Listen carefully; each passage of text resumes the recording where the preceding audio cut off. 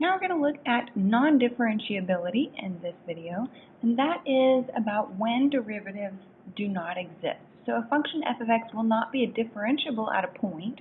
In other words, the derivative, or f prime, won't exist at that point. We're going to call x equals a, if any of the following three conditions are true. So in this first example, we can't have a derivative where f, the function, is undefined.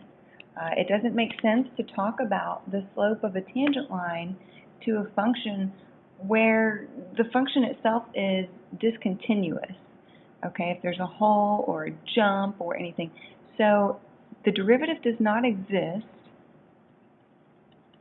if f of x is not continuous at x equals a.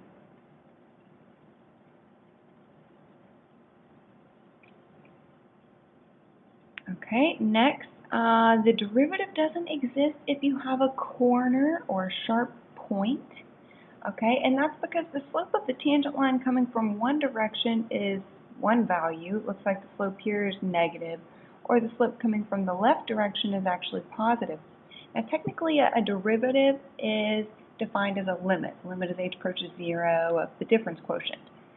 And so limits only exist if their left and right limits are equal. So essentially what's happening is the derivative from the left does not equal the derivative from the right. So the limit definition of a derivative is undefined.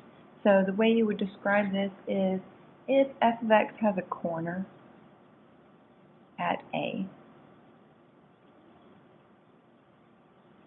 And lastly, a derivative doesn't exist if you have a vertical tangent line or sharp cusp. This really actually could be included up here because we have a sharp point, or if we have a vertical tangent, because the slope of a vertical tangent line is undefined.